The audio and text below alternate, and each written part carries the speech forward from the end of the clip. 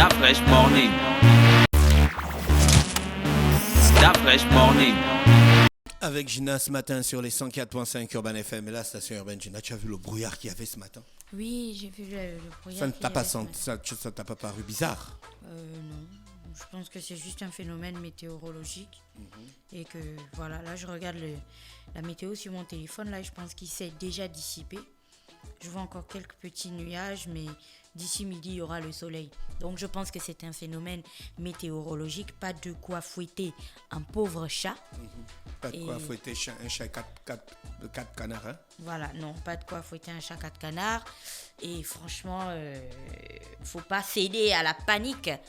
Tu sais, la panique issue des petites interprétations mystiques et tout ça. Je sais que la tendance en ce moment est un petit peu bizarre, mais ce brouillard c'est juste un phénomène météorologique. Voilà, donc on se calme. Et puis donc aujourd'hui, comme je disais, on parlerait du masque encore. Hier, on parlait de l'intérêt de porter des masques et notamment avec l'arrivée sur le marché des masques FP, des masques artisanaux qui remplaceraient du coup, pas remplacer, mais qui viennent compenser l'absence de masques FFP2 ou de masques chirurgicaux disponibles pour tout le monde. Et donc, il y a désormais des masques, artisanaux. Et si vous circulez dans Libreville, vous allez voir qu'il y a de plus en plus d'embouteillages, surtout durant la journée. Il y a des barrages de police et de militaires un petit peu partout. Et en discutant avec un de mes amis qui est militaire hier, il me disait que, écoute Gina, on est bien obligé de mettre des barrages partout pour vérifier que chacun porte bien son masque, parce qu'on s'est rendu compte que en comptant juste sur la bonne foi des Gabonais, en fait, ils ne le font pas. Donc on est obligé d'utiliser, vous pouvez mettre ça en griffe, le bâton, disant que c'est parce que tu sais dans les prochains mètres, tu vas avoir un contrôle.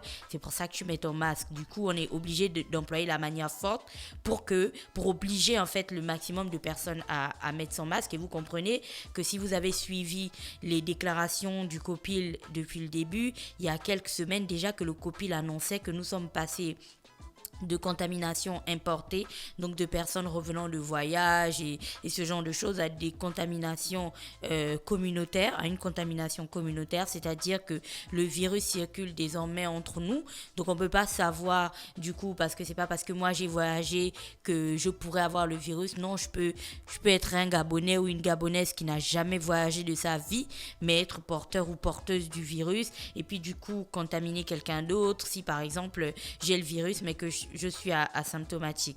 Donc du coup, c'est parce qu'on est passé dans cette phase de contamination communautaire que l'on est rentré aussi dans une autre phase où on a désormais mis en place l'obligation du port du masque pour tout le monde. Alors, le Gabon n'est pas non plus le premier pays à exiger le port du masque à sa population. Parce que bien sûr, comme vous le savez, le coronavirus se transmet en fait par les petites gouttelettes. Vous savez, pendant que je suis en train de parler, il y a des petites gouttelettes qui sortent de ma bouche. Tout le monde en a en fait. Et ça se transmet par ça. Ça se transmet aussi si les petites gouttelettes en question ou les endroits contaminés, je les ai touchés avec... j'ai touché mon visage, ma bouche avec mes doigts et qu'après, je touche une surface que quelqu'un d'autre vient toucher ensuite. Et ensuite, il porte ses mains au visage. C'est comme ça qu'en fait, la maladie va se propager d'une personne à une autre. Du coup, le fait de porter le masque, et là, je vais vraiment m'appesantir aujourd'hui sur les masques artisanaux, parce que du coup, c'est ce qu'il y a de disponible plus couramment un petit peu partout et tout ça dans Libreville. Le fait de porter un masque aujourd'hui ne nous protège pas uniquement nous, mais ça protège aussi les personnes qui se trouvent en face de nous, parce que du coup, ça permet de freiner en fait la propagation de nos petites gouttelettes de salive et ce genre de choses. Du coup, nous-mêmes, voilà, on les garde pour nous. Donc, on protège les personnes qui sont en face. Et ces personnes-là, elles aussi, si elles sont en train de parler ou qu'elles font des choses, si il y a des projections de gouttelettes, on est protégé du coup parce qu'on a un masque qui protège à la fois notre nez et notre bouche. D'où l'intérêt de bien placer son masque, et c'est ce qui constitue en fait la rubrique d'aujourd'hui. Pourquoi on fait une rubrique sur bien porter son masque? Parce que les comportements inciviques, en fait, on en voit de plus en plus dans Libreville. Et c'est triste parce que ça fait des semaines et des semaines que l'on se casse la tête à rabâcher les mêmes messages. Et quand je dis on, c'est partant du COPI, le ministère de la Santé, à tous les volontaires et toutes les personnes qui font preuve de bonne foi et qui se disent qu'ils vont rentrer en même temps dans cette question de sensibilisation du coronavirus. Et comme je le lisais quelque part hier sur Internet, il y a quelqu'un qui disait que le coronavirus, c'est la maladie de l'incivisme. C'est que si on est têtu et qu'on n'a pas du tout envie de respecter les mesures qui sont établies, on peut être sûr que d'une manière ou d'une autre, on va se contaminer. Par exemple, si on dit de ne pas porter ses mains à son visage durant la journée, on doit se rabâcher ça tellement de fois de manière personnelle que pour des personnes comme moi qui adorent par exemple se ranger les ongles, à chaque fois que ton doigt se dirige vers ta bouche, tu te dis ah non, je dois pas faire ce genre de choses. Pour les personnes qui sont toujours en train de se gratter les yeux, à chaque fois que ton doigt se dirige vers ton œil, tu te dis ah non, je dois pas faire ça.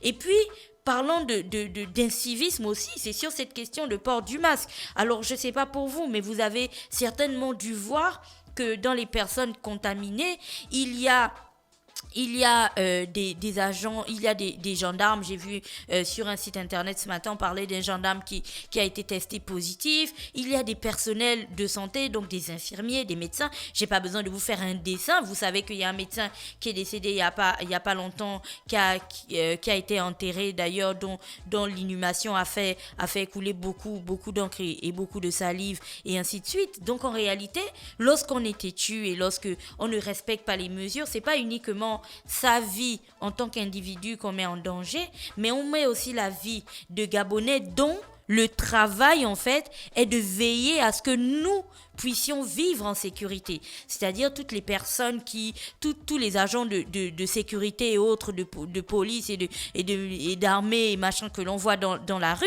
d'une certaine manière, on met leur vie en danger et on met surtout la vie des médecins et des infirmiers qui sont à l'hôpital en danger au quotidien parce qu'on est juste trop borné et qu'on se dit qu'on n'a pas envie de respecter les mesures. Ne pas avoir envie de respecter les mesures, c'est quoi? C'est porter son masque sous son menton, par exemple, et puis dès qu'on voit un contrôle, bam, on le prend, on le saisit comme ça par l'avant et on le met rapidement sur son visage. Et dès qu'on a passé le contrôle, on le baisse. Ne pas respecter les mesures, c'est ne carrément pas porter son masque et faire en sorte que aux endroits où il y a des barrières de sécurité, tu vois des embouteillages monstres parce que les agents passent leur journée à rappeler aux gens qu'il faut mettre des masques. Donc, on immobilise des véhicules parce qu'il faut redire à des personnes dont les communiqués passent au quotidien qu'il faut mettre des masques. Mais en fait, on a l'impression qu'ils oublient ou qu'ils le font exprès. Et puis, tu as la mesure qui réglemente donc le nombre de personnes qui doivent être dans des véhicules. Et puis là encore, on a l'impression que c'est des sortes d'informations qui passent au-dessus de la tête des gens. Et puis, si vous allez dans les différents barrages qu'il y a dans Libreville, vous allez voir le nombre de personnes que l'on fait descendre, qui sont là et puis qui sont obligés d'attendre d'autres moyens de transport. Et vous vous demandez, est-ce que on comprend tous le même message ou on ne le comprend pas? Donc on est sûr d'une chose, la question du coronavirus ou le combat vis-à-vis du coronavirus n'est pas un combat qui concerne du style le COPIL ou le Premier ministre ou je sais pas la présidence de la République ou ce genre d'institution. C'est véritablement un combat qui nous concerne tous. Et chacun doit mettre la main à la pâte. Alors j'aime bien sur les réseaux sociaux, chacun va tirer l'exemple d'un pays qui va super bien et tout ça. D'ailleurs, tu peux montrer le Bénin, s'il te plaît. Chacun va tirer l'exemple d'un pays sur les réseaux sociaux pour faire genre, oui, vous savez, là-bas, ils sont bons et ainsi de suite. Mais souvenez-vous de l'exemple du Bénin. Le Bénin, c'est il y avait à un moment donné une grande communication sur les réseaux sociaux où tout le monde était à fond sur le Bénin, tout le monde était fier. Oui, le président du Bénin a dit qu'il ne va pas confiner et blablabla. Mais personne ne veut regarder en fait ce que le Bénin a fait à côté lorsqu'ils ont dit qu'ils ne veulent pas confiner. Ils ont fait un énorme travail de communication. Je suis tombée ce matin sur le site du gouvernement béninois où ils ont ajouté à côté un onglet coronavirus et tu as à la fois des informations, genre c'est écrit, mais tu as aussi des dessins pour expliquer aux gens ce qu'ils doivent faire pour éviter, bien sûr, la propagation du coronavirus. Et si vous êtes sur le Corona Map, vous allez normalement, vous savez, le Corona Map, la petite carte qui montre de manière dynamique les nombres de contaminations dans le monde, vous allez voir qu'au Bénin, on a 44 cas actifs, on a 2 décès et on a 50 personnes qui sont désormais guéries. Donc, vous comprenez qu'on est à un autre niveau, en fait, de la communication ou de l'appropriation du message de sensibilisation du corona. On n'a pas besoin, nous, ici, au Gabon, que l'on soit pouponné et tout ça suivi, même dans nos chambres, dans nos maisons, pour qu'on nous dise des choses qui, en réalité, devraient être basiques. En vérité, les chiffres qui sont donnés chaque soir à la télévision, c'est vrai que ça crée la panique, c'est effrayant, mais ça devrait aussi nous permettre à tous d'avoir une sorte d'élan de prise de conscience massif qui fera en sorte qu'on se dise que, ah non, vu comment ça évolue là, je fais attention, je mets mon masque et ainsi de suite et je respecte les mesures. Donc aujourd'hui, si vous observez bien le port du masque à Libreville, c'est devenu un port du masque en fait pour faire plaisir aux militaires et aux policiers, mais ça ne devrait pas être ça. Dans la journée, quand vous circulez, vous voyez que les gens ont leur masque sous le menton, d'autres, ils l'accrochent d'une manière bizarre. Il y a certains qui ont des masques chirurgicaux qu'ils utilisent depuis déjà peut-être une semaine. Genre, allez, on le fouille vite dans sa boîte à gants là-bas, on met vite dès qu'on voit un contrôle. Mais non, ça peut pas se passer comme ça parce que chaque type de masque a une durée de vie et un mode d'utilisation bien particulier. Et c'est pour ça qu'aujourd'hui, on va écouter la vidéo qui a été faite par une dame qui est à la santé militaire au Gabon et que vous retrouverez bien sûr sur les réseaux sociaux si les infos du coronavirus vous intéressent. Et ensuite, on reviendra juste après.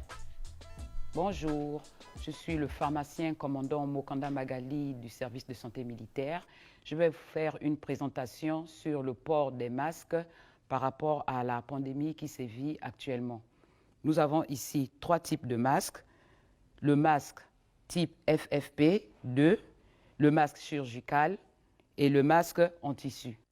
Le masque FFP2 qui contient un filtre et qui permet de filtrer 94% des particules. Je vais vous faire la démonstration du port de ce masque. Alors, on le tient comme ça, on évite de toucher la partie avant.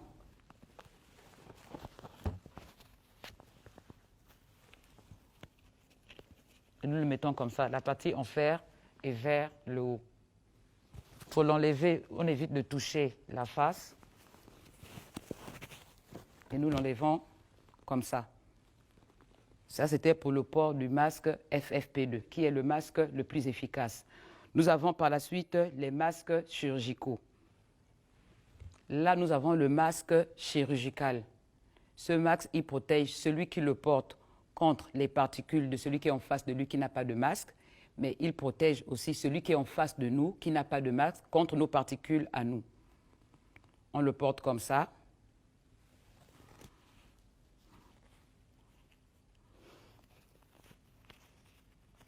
La partie dure est vers le haut.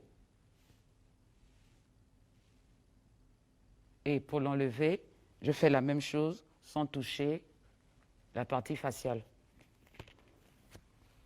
Celui-ci, c'est le masque chirurgical. Nous passons ensuite au dernier type de masque, qui est un masque en tissu. Ce masque doit répondre aux normes de l'AGANOR, c'est-à-dire l'Agence gabonaise de normalisation. Il se présente comme ça. Il ressemble au masque chirurgical que je viens de vous présenter et il se porte comme ça. On tient les cordes. On évite de toucher l'avant. Ensuite, pour le retirer, la même chose. On peut réajuster légèrement. Et pour le retirer, la même chose, on ne touche pas l'avant. Concernant le masque FFP1, il a une efficacité de 8 heures maximum. Après 8 heures, il ne faut plus l'utiliser. Pour le masque chirurgical, son efficacité est de 4 heures maximum. Après 4 heures, on ne l'utilise plus. L'avantage de ce masque en tissu alternatif, qui ne sert que de barrière, c'est que ce masque, on peut le réutiliser 10 fois après lavage, mais son efficacité ne dure que 4 heures comme le masque chirurgical. Pour terminer, je voudrais revenir sur l'importance du port de ces masques. Ces masques, il faut les porter parce que non seulement ils nous protègent nous, mais ils protègent les personnes qui sont en face de nous. Ces masques peuvent être désagréables, étouffants, mais nous n'avons pas d'autre choix. Et surtout qu'aujourd'hui, le port de ces masques est obligatoire pour toute la population. Pour toute la population. Donc, s'il vous plaît, portons tous ces masques et on aura une meilleure prévention de ce Covid-19. Je vous remercie. Voilà, donc pour toutes les personnes qui boudent parce qu'ils disent « Ouais, le masque est gênant, ouais, ça chauffe, ouais, ça gratte, et puis c'est des choses qu'on n'aime pas, et ainsi de suite », il faudrait vous rappeler que nous vivons tous une situation qui est inédite, que l'on n'avait pas connue en fait dans les années antérieures, et donc à situation exceptionnelle, comportement exceptionnel, et le port du masque est donc obligatoire et il est nécessaire. Alors dans l'audio, pour ceux qui écoutent, que vous venez d'entendre, elle parlait donc d'un masque FFP2, vous savez, c'est des sortes de masques qui ressemblent à des entonnoirs comme ça, avec une sorte de petite entrée devant qui fait comme un entonnoir. En gros, c'est ça le masque FFP2 et là le commandant vous donnait exactement la durée d'utilisation de ces masques-là qui sont à usage unique, donc les masques FFP2. Après, vous avez les masques chirurgicaux. C'est ce que certaines personnes utilisent de plus en plus là dans la rue lorsque vous circulez. Ce sont les masques qui ont un côté bleu et un côté blanc. Alors, les masques chirurgicaux, eux aussi, ils ont une durée d'utilisation. Je pense qu'elle est de 4 heures.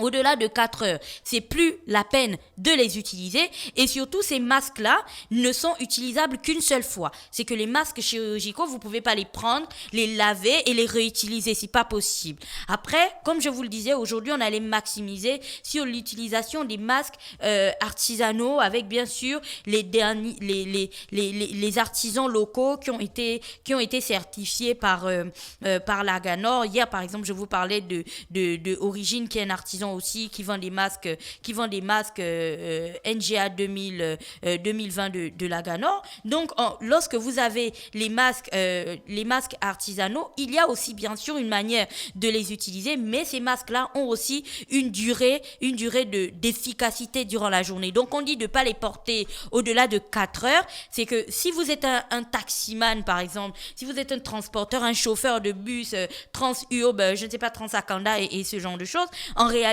vous devriez en avoir au moins 3 durant la journée si vous commencez à travailler de 7h jusqu'à 16h par exemple, ou de 7h à 17h. Du coup, après 4 heures, vous changez le masque. Après 4 heures, vous changez le masque pour maximiser bien sûr son utilité. Maintenant, après, ce qui est intéressant avec ces masques, c'est qu'une fois que vous rentrez chez vous, vous êtes libre de les prendre et de les laver avec de l'eau et du savon. Et si vous voulez même encore pousser le bouchon plus loin, vous mettez de l'eau de Javel, vous les installez. Comme je le disais la dernière fois à la radio durant une émission, n'importe qui a déjà fait ça quand on était au lycée. Tu laves ta chemise au milieu de la nuit, tu te lèves le matin, en réalité elle est déjà sèche. Donc vu la taille du masque, qui est tout petit, en réalité, vous les lavez chaque soir, vous les accrochez dans différentes pièces de votre maison. Quand vous vous leverez le matin, les masques seront déjà secs. Vous les prenez, vous les repassez, vous repartez encore pour une autre journée de travail. Alors, si vous faites ça, on est au moins sûr que d'une manière ou d'une autre, nous allons tous contribuer à limiter et à réduire le nombre de contaminations au coronavirus, parce que comme le mentionnait Jean-Paul ce matin, et vous l'avez vu dans l'intervention du Premier ministre la dernière fois, quand les médecins disaient que nous n'avons pas encore atteint le pic de contamination. Quand on aura atteint le pic de contamination, par exemple, il y avait une déclaration du docteur Guy Patrick Aubion qui a été reprise sur plusieurs sites internet hier, qui a été choc, genre où il disait que si on ne respecte pas les mesures et que on continue avec le même type d'incivisme, je vais l'interpréter comme ça, on arrivera bientôt à près de 400 contaminations par jour. Et donc, si vous comprenez bien cette partie-là, lorsqu'on parle de 400 contaminations par jour et tout, et quand on parle de pic de contamination, en réalité, on ne va pas être exclu de ces cas de contamination. Quand je dis c'est vous et moi en fait. Et dans cette longue liste-là, on sait que les personnes qui ont de l'hypertension et des personnes qui ont du diabète sont des personnes vulnérables parce que la maladie a vraiment un effet dévastateur sur leur vie. Or, on sait aussi, parce que dans cette même radio Urban FM, on avait déjà reçu des associations de médecins qui parfois à des journées internationales lancent des dépistages gratuits et massifs au diabète par exemple, parce qu'on sait qu'il y a plusieurs personnes qui sont diabétiques mais qui ne le savent pas parce qu'ils ne sont jamais allés faire par exemple des examens pour connaître leur statut et ce genre de choses. Donc si vous savez qu'au fond de vous, peut-être que vous n'êtes pas très sûr, suis-je diabétique, suis-je hypertendu ou pas et ainsi de suite, on essaie au maximum de se protéger parce qu'on ne sait pas de quel côté ça peut venir.